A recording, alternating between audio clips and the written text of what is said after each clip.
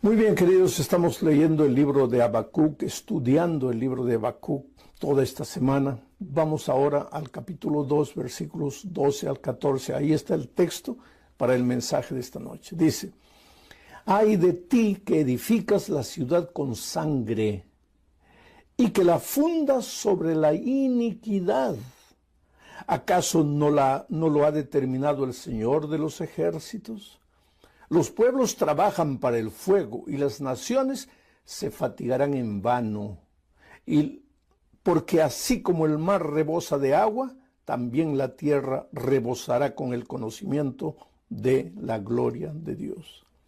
¿Qué mensaje puede haber aquí para ti y para mí?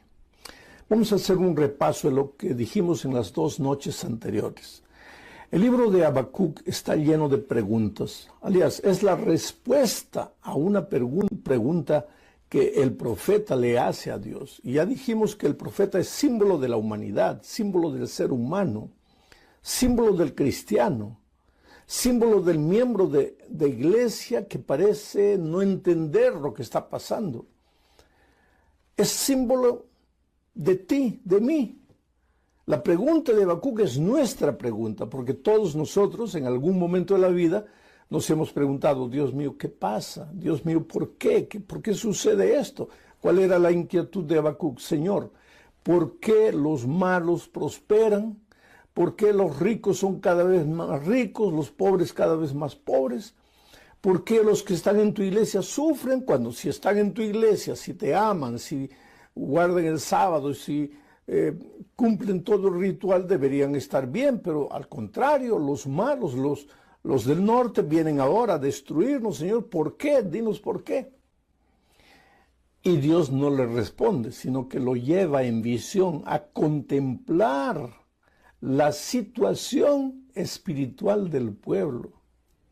Y en el tema de anoche vimos que ese pueblo espiritualmente parecía bueno, parecía bien, cumplía todo, guardaba todo. El sábado estaba en la iglesia cantando, alabando a Dios, ofrecían los sacrificios, todo al pie de la letra. Pero durante la semana, una vez que salía del templo, no vivían lo que habían hablado, lo que habían enseñado en la iglesia, sino que vivían como cualquier persona que no conociera la palabra de Dios.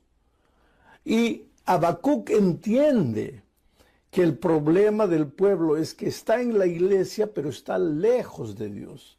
Por eso dije anoche, querido, es lindo estar en la iglesia. Si no has tomado tu decisión de bautizarte todavía, hazlo. Yo estoy orando estas noches para que tú te decidas, para que tú le entregues la vida al corazón y el corazón a Dios, para que camines con Él, para que te bautices y seas un buen miembro de iglesia, un buen líder. Tal vez te transformes en un predicador del evangelio. Qué cosa maravillosa podría ser eso. Pero más preocupado que en aceptar teoría únicamente, debes pedirle a Dios que te dé un nuevo corazón, una nueva mente, un corazón nuevo, transformado, que extraiga de ti el egoísmo, el orgullo, y que te coloque el carácter de Jesucristo, porque solo entonces el evangelio tiene valor, cuando deja de ser teoría y se torna vida práctica. Entonces, esta noche vamos a analizar 4 aspectos del texto. El primer aspecto es el problema de la injusticia. Dice el profeta: «Ay de ti que edificas la ciudad con sangre y que la fundas sobre la iniquidad». Ay de ti que edificas la ciudad con sangre y que la fundas sobre la iniquidad. Y no está hablando solo de la persona que no conoce a Dios, está hablando de los que no conocen a Dios y también de los que conocen a Dios y están en la iglesia y cumplen todo el ritual de la iglesia. Entre ellos habían personas que edificaban la ciudad con sangre y que fundaban la ciudad con iniquidad. ¿Qué quiere decir eso? Con injusticia. Aquí se está hablando del patrón que ejerce su poder subyugador sobre el empleado, del patrón injusto, del jefe injusto, del gerente injusto, del padre injusto, la madre injusta, del profesor injusto, porque todos nosotros de alguna manera somos líderes, queridos, en el área espiritual, en el área profesional, en la iglesia, en el vecindario. De repente eres presidente del comité de vecinos del barrio, en el mundo político. Todos de alguna manera ejercemos influencia, y la inquietud de Habacuc, lo que él contempla al observar la conducta, el comportamiento de la iglesia y de la gente de sus tiempos, es la siguiente: gente que le da mucha importancia a la religiosidad, al cumplimiento de los detalles. Vamos a guardar esto, vamos a observar esto, vamos a hacer esto, no puedes hacer esto, no puedes hacer aquello. Mucha importancia a esas cosas, pero no le da importancia a los valores interiores del cristianismo. Oh, querido, es importante ir a la iglesia. Es importante ser miembro de iglesia. Es importante cumplir con todo lo que la iglesia nos enseña. Es importante la doctrina, es importante aceptar la doctrina, porque la doctrina es el plan de Dios para tu vida. Es el camino que Dios te presenta para que tú te camines en él y seas feliz. Todo eso es importante, pero, escucha, pero no es más importante que la vida interior. El grande maestro religioso, líder hindú, llamado Mahatma Gandhi, estudió toda la doctrina cristiana, y un día después de estudiar todo, concluyó: la doctrina es maravillosa. Yo me volvería cristiano si no fuese por causa de los cristianos. ¡Qué cosa terrible! Esta es una bofetada contra nosotros los que nos llamamos cristianos. La doctrina es maravillosa, la teoría es perfecta, pero la realidad de la vida no está de acuerdo con la teoría. Por eso, querido, mi oración y mi llamado toda esta semana para ti es: no le entregues solamente la mente, quiere decir, no absorbas solamente el conocimiento teórico. Yo sé que tú has venido estudiando la Biblia hace muchos días, semanas, tal vez meses, y quién sabe, esta noche yo esté predicando a alguien que ya viene estudiando la palabra de Dios hace años. Y tú también te deleitas con el aspecto teórico del mensaje de Dios. Te gusta estudiar la Biblia y te gusta hasta ir de vez en cuando a la iglesia y escuchar la palabra de Dios. Cuando hay un musical especial, cuando hay un programa especial, estás en la iglesia y hasta apoyas a veces con tus diezmos, con tus ofrendas, pero todavía no has decidido entregarte al Señor Jesucristo. No has dado el paso del bautismo. Quiere decir, es importante la teoría, pero mi interés, mi preocupación, el sentimiento que invade mi corazón no es solamente que te hagas miembro de iglesia. Yo soy miembro de iglesia, soy bautizado, y yo te estoy invitando a que te unas al pueblo de Dios, porque Dios tiene su pueblo en esta tierra. Pero no basta eso. Lo primero que tienes que hacer es pedirle a Dios que transforme tu vida. Que el deshonesto deje de ser deshonesto y se vuelva un hombre honesto. Que el hombre infiel deje de ser infiel y se vuelva un hombre fiel. Que la mujer chismosa deje de ser chismosa y se vuelva una cristiana sincera. No solamente que cantes bonito, que te emociones, que te deleites en la palabra de Dios, sino que la palabra de Dios eche raíces en tu vida y produzca frutos. La mayor predicación del Evangelio al mundo es el reflejo de la gloria de Dios. ¿Y qué es la gloria de Dios? Su carácter. No tiene mucho poder la predicación solamente de la boca, cuando no está acompañada de una vida transformada por Dios. Por eso, antes de pedirle a Dios, Señor, ayúdame a obedecer, ayúdame a cumplir, ayúdame a guardar, nuestra primera oración debería ser, Señor, transforma mi corazón, porque no quiero llevar a la iglesia solamente mi cuerpo. El día de mi bautismo no quiero solo hundir mi cuerpo en el agua, yo quiero llevar mi corazón, mis sentimientos, mis emociones, mis pensamientos. Señor, purifica lo que hay aquí dentro de mi cabeza, purifica lo que hay en mi corazón. Hazme un hombre, hazme una mujer sincera.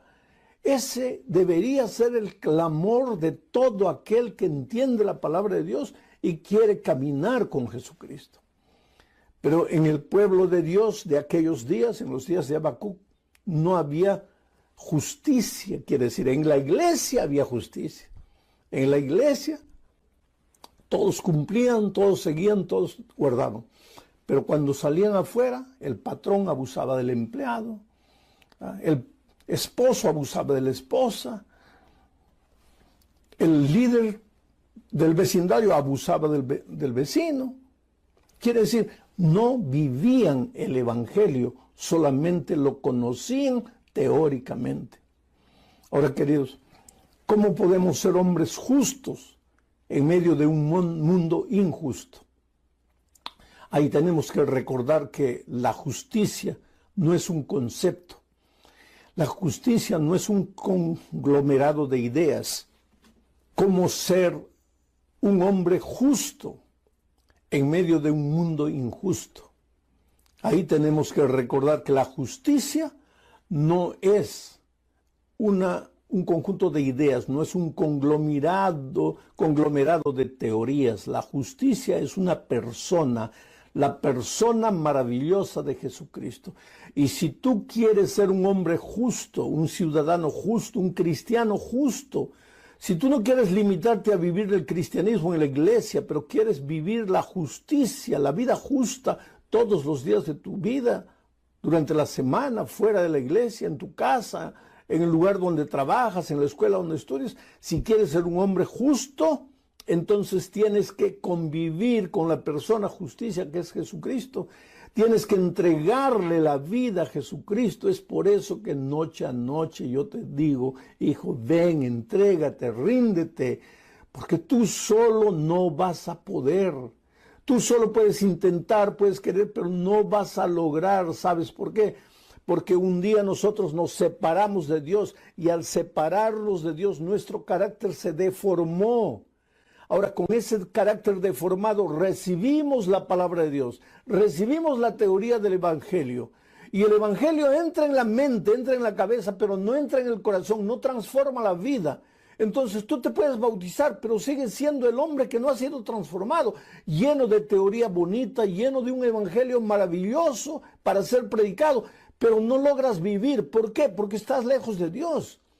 Pero si me bauticé, sí, te bautizaste, pero no le entregaste el corazón a Dios. Le entregaste solo tu cuerpo. Y aunque yo te suplico, querido, si no te has bautizado todavía, decídete y entrégate al Señor Jesús. Mi interés es entrégale la vida y el corazón a Jesús.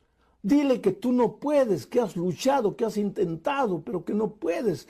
Deja que Dios haga por ti lo que tú no puedes hacer. ¿Cuántas veces he encontrado gente que estudia la palabra de Dios, quiere bautizarse, pero dice, pastor, yo quisiera bautizarme, pero es que todavía no he dejado la bebida, todavía no he dejado el cigarro, y para ir a la iglesia, para bautizarme, tengo que vencer esto? Claro que tienes que vencer, pero tú solo no lo vas a hacer, no lo vas a hacer. Sabes, yo estaba un día en Santa Cruz de la Sierra, era un final de campaña evangelística, íbamos a bautizar esa tarde, era más o menos 6 de la tarde, ya estaba oscureciendo, y yo salí para tomar aire, estaba haciendo mucho calor. Santa Cruz es uno de los lugares calurosos de Bolivia, estábamos en pleno verano, y cuando salgo al frente, veo a un hombre que estaba fumando en la esquina, y al verme apagó el cigarro inmediatamente. y corrió hacia mí. Y me dice, ay, pastor, qué vergüenza, porque yo soy uno de los candidatos que se va a bautizar. Lo miré y él estaba así, avergonzado, apenado, dicen en algunos países, triste. Se sentía derrotado, fracasado, no solo porque el vicio lo dominaba, sino porque yo lo había descubierto en flagrante. Pero entonces lo abracé y le dije, mira, no te preocupes. Pero pastor, le prometo que esta es la última vez. Yo salía a fumar este último cigarro porque yo quiero bautizarme, pero ahora que usted me ha descubierto, yo no sé si debo bautizarme o no. Le digo, mira, no me prometas a mí. Tú no tienes nada que prometerme a mí. Tú dile en tu corazón, Señor, hasta aquí. He luchado solo, he vivido solo, y aunque la doctrina me agrada, y aunque estoy de acuerdo con la doctrina, y aunque he aceptado la doctrina y quiero bautizarme, mi lucha, pastor, es con el cigarro. Dile a Dios, Señor, haz maravillas en mi vida. Saca de mí este deseo, porque yo no puedo. Yo te puedo prometer 1000 veces, pero no lo voy a cumplir. Entonces, dale a Dios la oportunidad de vencer. Pero pastor, ¿debo bautizarme? Si tú depones tus propias armas, si tú renuncias a tus propios esfuerzos, si tú le entregas el corazón a Dios y crees y confías en Dios, ve adelante y bautízate, si has tomado la decisión. Y me dice, ¿podría hacer una oración por mí? Y oré. Y ese hombre se bautizó. Años después, me invitaron, yo estaba en Santa Cruz de nuevo, me invitaron a una cena. Habían varios líderes y de repente uno de ellos se acerca y me dice, pastor, ¿usted se acuerda de mí? Le digo, no sé, tal vez nos hayamos visto por ahí, no me acuerdo. Me dice, pastor, una vez yo me iba a bautizar, estaba fumando afuera, usted salió y me descubrió, ¿se acuerda? Y claro que me acordé instantáneamente. Y oí, ahora soy anciano de iglesia, pastor. Y desde aquel día nunca más fumé. Y hoy día no me explico cómo durante casi 30 años yo fui un esclavo del cigarro. Pero hoy entiendo que siempre que quise vencer, vencí, luché solo. Entonces, mi querido amigo, yo te digo una cosa. No importa si tú estás atrapado en la bebida, atrapado en cualquier vicio, atrapado en cualquier tentación de este mundo que te va tragando como arena movediza, entrégale al Señor Jesús tu vida. Si estás atrapado del egoísmo, si estás atrapado de ese formalismo, de esa vida doble, que en la iglesia eres uno y durante la semana practicas injusticias hasta con las personas que tú amas, pero tú no quieres ser así, entrégale el corazón a Jesús y dile que te transforme. Ahora entro en la segunda parte del texto, porque el texto dice, ay de ti que edificas la ciudad con sangre y que la fundas sobre la iniquidad, hablando del hombre, miembro de iglesia injusto. Pero sigue diciendo, ¿acaso no lo ha determinado el Señor de los ejércitos? Aquí está hablando de que Dios siempre está en el control del universo, de las vidas. ¿Acaso no lo ha determinado el Señor de los ejércitos? Oh querido, Dios es soberano. Aquí abajo en la tierra los hombres podemos hacer lo que querramos. Los seres humanos podemos vivir como querramos, pero Dios no ha perdido el control de las cosas. No es porque tú vas a encontrar el caso de uno u otro que no vive el evangelio dentro de la iglesia, que Dios no está en el control de la iglesia. Dios está en el control de las vidas, está en el control del universo, está en el control de las iglesias, de las familias, de dos maneras. Primero, Él inspirando. Y cuando el hijo es sincero, se deja inspirar por Dios y camina en sus caminos. Pero cuando el hijo es duro de corazón, rebelde, Dios permite que el hombre haga lo que quiere, que viva lo que quiera, como quiera. Pero no es porque Dios no pueda intervenir en esa vida, sino porque Dios permite. Por eso digo que Dios dirige la vida de dos maneras. O Él te inspira, o Él te obedece, o Él te permite. Si te inspira y le obedeces, gloria a Dios. Pero si eres rebelde y no quieres obedecer, Él te permite. Pero tú te vas encaminando a tu propia destrucción. No es porque Dios no intervenga poderosamente en tu vida que Dios no pueda intervenir. Cuando Dios nos creó con libertad. Oh querido, Dios te dio libertad. En el momento que naciste, Dios te creó libre. Libre para decir sí y libre para decir no. Libre para aceptar su palabra, dejarte guiar por sus consejos, pero también libre, si tú quieres, para caminar en tus propios caminos y hacer tu propia voluntad. Pero te digo una cosa, tan cierto como en este momento yo estoy hablando y tú me estás oyendo, tan cierto como eso, un día tú y yo vamos a tener que darle cuentas a Dios de la libertad que Él nos dio. Entonces no es porque en este mundo no sientes la mano pesada de Dios en tu vida que Dios no existe. Yo siempre cuento la experiencia de cuando yo trabajaba con jóvenes. Me llamaron en una ocasión para hablar con un grupo de adolescentes que estaba arrancando hojas de la Biblia para fumar ahí marihuana. Dicen que el mejor tipo de papel para envolver marihuana es el papel tipo Biblia. Y ese papel no se encuentra fácilmente en las librerías. Entonces para estos muchachos era más fácil comprar una Biblia, arrancar las hojas y fumar ahí. Y fui a hablar con ese grupo de jóvenes. Y el líder de ellos, un muchacho tal vez de, ¿qué? 15 años, no más que eso. Yo le digo, pero hijo, ustedes no pueden hacer eso con la palabra de Dios. Y él me mira todo desafiante y dice, ¿palabra de quién? Palabra de Dios. Y él me dice, ¿qué Dios? Dios no existe, existirá para ti, no para mí. Déjame tranquilo, yo soy libre. ¿Qué te metes en mi vida? Y realmente yo no tengo que meterme en la vida de nadie. Y para él no hay Dios. Y él dice, ¿palabra de quién?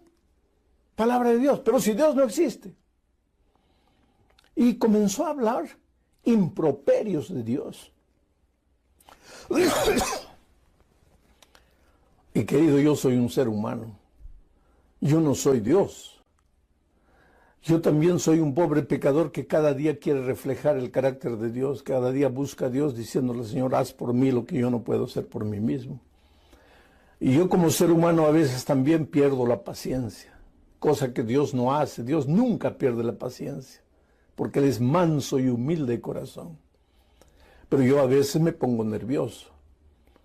Y especialmente cuando alguien habla mal de la iglesia, a pesar de las debilidades que puede haber en la iglesia, cuando habla mal de los líderes, cuando habla mal de la palabra de Dios, cuando habla mal de Dios, me deja nervioso. Y él me dice, yo te voy a dar la oportunidad de probarme que Dios existe. Le digo, ¿cómo? Si Dios existe, yo le doy medio minuto, 30 segundos para que me quite la vida. En esos tiempos eran tiempos de reloj. Hoy día ya nadie usa reloj porque todo el mundo tiene el celular en la mano. Y él comenzó a contar el tiempo en su celular. 1, 2, 3, 4, 5, 20, 25, 30. Y me miró socarronamente y me dijo, ¿palabra de quién? Y sabes, en mi corazón, yo levanté los ojos al cielo y dije, Dios mío, está bien. No lo mates, pero por lo menos dale un golpe, tíralo al suelo, revuélcalo. ¿Cómo puedes permitir que un mozalbete de 15 años te desafíe y no haces nada? Pero Dios es Dios. Dios nunca pierde la paciencia.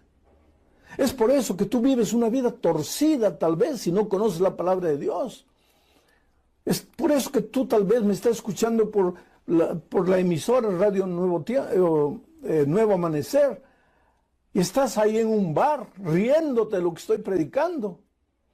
Pero como están transmitiendo el mensaje a través de los parlantes del barrio, de la ciudad, estás escuchando. Tú puedes reírte. Tú puedes decir que todo esto que estoy hablando es mentira. Y tú puedes decir que Dios no existe porque no interviene poderosamente en la vida. Pero querido, mañana, cuando tu carro caiga al abismo y sientas que la muerte te llega, mañana cuando el COVID se apodere de tu cuerpo y sientes que la vida se te va, mañana cuando tus negocios se van a la desgracia y acaba todo y pierdes todo, en ese momento quiero que hagas la pregunta si Dios existe o no existe. Hasta el más ateo en ese momento levanta los ojos a Dios y clama a Dios y dice: Dios mío, ¿dónde estás? Ayúdame, Señor, bendíceme. Eso es lo que sucedió cuando yo tenía 20 años, estaba comenzando la Copa Mundial, el Campeonato Mundial de Fútbol en México 70, cuando hubo un terremoto terrible que mató casi 100,000 personas en mi país. Yo tenía un vecino ateo que se reía, se burlaba de mí. Que esa tontería de Dios. Y cuando vino el terremoto terrible, yo salí de la casa y cuando llego a la calle, ¿a quién lo veo arrodillado, clamando por la misericordia de Dios? A mi vecino ateo. Porque así somos los seres humanos. Claro, cuando hay salud, cuando hay vida, cuando todo va bien, pues ¿para qué Dios? ¿Dónde está Dios? ¿Quién es Dios? Pero cuando la tierra tiembla debajo de tus pies, cuando tus fuerzas humanas se van, cuando el médico te dice que para tu cáncer ya no hay solución, ¿a dónde vas? ¿En quién confías?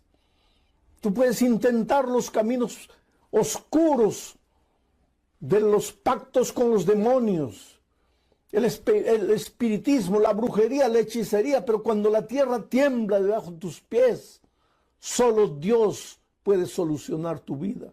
Solo Dios te puede traer auxilio. Por eso Dios está en el control de la vida, en el control del universo, en el control de las personas, pero de las personas solo si le dejamos asumir el control. Por eso Habacuc pregunta: ¿acaso no lo ha determinado el Señor de los ejércitos? Aunque escojas el bien, es porque Dios te permite. Porque Dios, aunque escojas el bien o el mal, es porque Dios te ha dado libertad y Dios te permite. Llego al fin de mi mensaje hoy hablando de la fugacidad de las cosas cuando Dios no está presente en la vida. Dice el texto: los pueblos trabajarán para el fuego y las naciones se fatigarán en vano. Si tú no llevas a serio las cosas divinas, si tú no le entregas el corazón a Dios, si tú no permites que Dios tome posesión de tu ser entero, de tu familia, yo te digo una cosa: todo lo que trabajas no te alcanzará. Todo el dinero que consigas se te irá de las manos, porque los seres humanos trabajarán para el fuego y las naciones se fatigarán en vano. Hay gente que dice: pastor, ¿por qué? A mí nada me va bien, me levanto de mañana, vuelvo en la noche, trabajo. El otro día alguien me decía: pastor, si de algo me pueden acusar a mí, no es de ociosidad. Yo soy una persona que trabaja, que lucha, que se esfuerza, pero nada me va bien. ¿Por qué? Porque estás trabajando para el fuego y porque te fatigas en vano. ¿Y por qué? Porque Dios no está en el control de tu vida. Si ya has probado de todo, si ya has tocado todas las puertas, ¿por qué no le entregas el corazón a Dios? ¿Por qué no te rindes a Él? Eso es lo que sucedió con José Miguel Carrión, un dominicano que vive en Juan Ramón de Palenque. No conozco ese lugar. Algún día que vaya a Dominicana quisiera llegar a Juan Ramón de Palenque. Allí nació José Miguel Carrión, un pobre borracho que andaba en la calle, la esposa sufriendo, borracho corriendo atrás de toda mujer que veía, la pobre esposa sufriendo. No era esposa porque no estaban casados, era su conviviente. Y ella en su corazón clamaba: Dios mío, un día podrías hacer un milagro en la vida de José Miguel. Cuando las cosas te parecen imposibles, cuando todo te parece perdido, vuelve los ojos a Dios y clama a Dios. Y sabes que José Miguel un día se encontró con un miembro de la iglesia adventista que le habló de Jesús. Oh, benditos hermanos, benditos cristianos, que cuando se encuentran con alguien, en primer lugar no hablan de doctrina, sino que hablan de Jesús. La doctrina viene después, pero solo Jesús cambia el corazón. Y José Miguel fue conociendo a Jesús poco a poco y comenzó a estudiar la doctrina y descubrió las maravillosas verdades de la palabra de Dios. Y descubrió que Dios tiene una iglesia en esta tierra. Y se bautizó. Pero antes de bautizarse tuvo que casarse.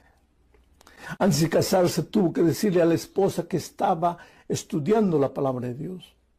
Pero la esposa vio que él estaba dejando de beber. Abrió los ojos y dijo: yo también quiero estudiar la palabra de Dios. Ambos estudiaron, ambos se casaron y ambos se bautizaron. Yo sé que José me está oyendo, porque hoy es un líder de la iglesia, un diácono.